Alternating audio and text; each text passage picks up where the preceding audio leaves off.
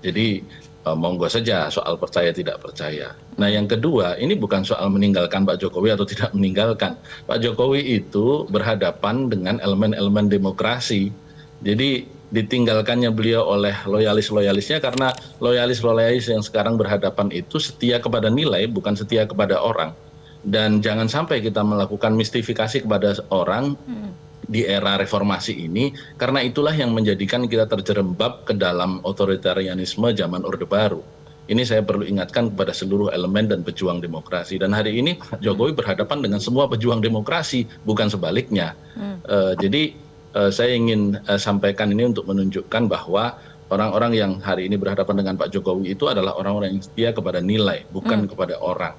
Dan inilah pilihan politik yang saya kira untuk Indonesia ke depan harus tetap kita pegangi selama kita ingin demokrasi di Indonesia ini sehat sesuai dengan arah reformasi. Hari ini demokrasi kita sedang sakit. Tadi Pak JK sudah menyampaikan pemilihan umum terburuk dalam sejarah, dan saya juga sudah mengatakan ini berbagai tempat. Karena tidak ada satupun dan juga tidak perlu ada yang membantah bahwa pemilu kemarin itu apa? Pemilu berbasis uang, bukan pemilihan umum, tapi pembagian uang umum yang itu kemudian merusak Indonesia dan menterjerembabkan Indonesia ke dalam demokrasi berbayar terbesar di dunia. Dan ini terjadi di era kedua Pak Jokowi. Oke, baik, kita kembali akan menyapa Mas Rio. Mas Rio, apabila kita melihat peristiwa yang terjadi belakangan ini, misalnya bagaimana terkesannya seorang Presiden Jokowi ini mengistimewakan Prabowo Subianto ketika kemudian Prabowo mendapatkan Jenderal Bintang 4, kemudian ada simulasi makan siang gratis yang merupakan, ini kan sebetulnya bukannya program Pak Jokowi, tapi program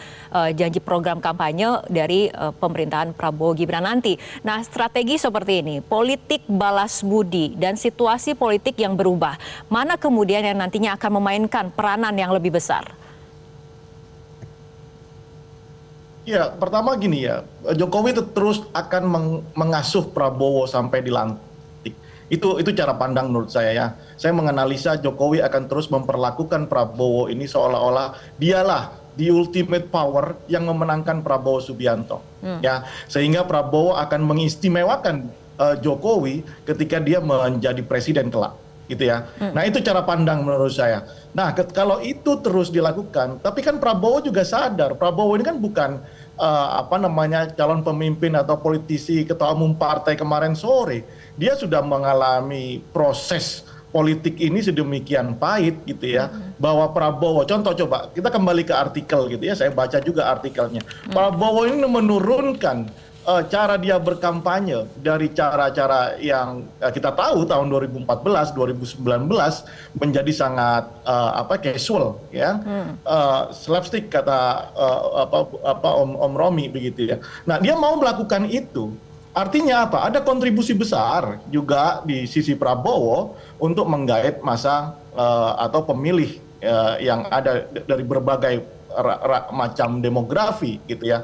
Tetapi sekali lagi narasi yang dibangun seolah-olah Jokowi inilah yang menjadi kekuatan paling besar memenangkan Prabowo Subianto. Saya menduga Prabowo menyadari itu ya, dan tidak bisa lagi Jokowi ini sebagai kekuatan yang akan mengalami senja ya, akan lengser, itu terus membayang-bayangi presiden baru di Indonesia. Biarkan Prabowo itu menentukan jalan politik kebangsaan Indonesia sebagai seorang pemimpin, dan Jokowi seperti yang sering disampaikan akan bermain dengan cucu, maka apa yang kita diskusikan ini tidak akan menjadi persoalan di masa yang akan datang. Tapi kalau Jokowi gini Bang, Bang ya, saya sebenarnya pengen percaya kepada Jokowi, tapi sulit Bang. Ya, karena apa? Setiap yang disampaikan ke media itu berbeda dengan apa yang dilakukan. Dulu bilang tidak mau cawe-cawe, akhirnya 1000% cawe-cawe.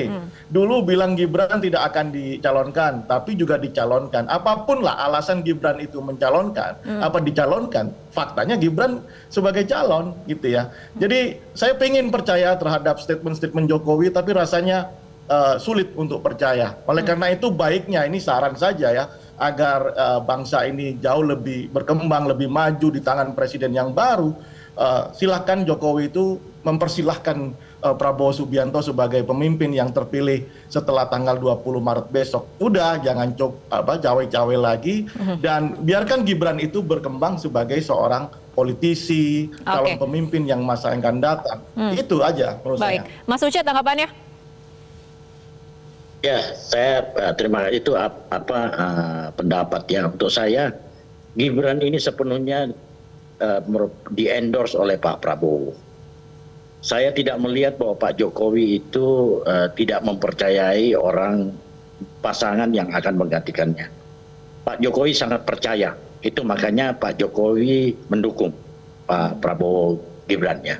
Jadi saya tidak punya kekhawatiran bahwa mereka akan bentrok, tidak, karena justru ada faktor Gibran yang akan menjadi perekat. Oke, Mas Romi ini satu lagi, Rara, saya tambah.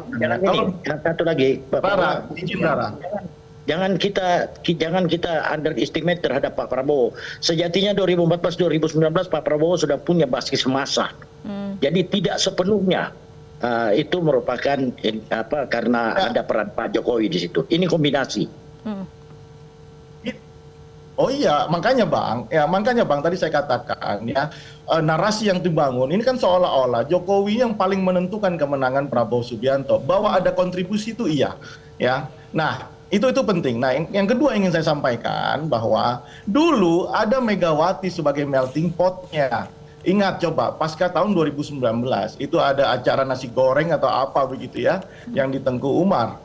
Itu melting pot-nya. Sekarang Jokowi tidak punya melting pot itu untuk membaca relasi Jokowi dengan Prabowo ya. Inilah salah satu potensi melihat hubungan antara Jokowi ke depan. Makanya menurut saya satu-satunya cara Jokowi berhenti ya cawe-cawe dan persilahkan Prabowo Subianto untuk menjadi presiden Indonesia. Doakan aja lah dari belakang begitu ya.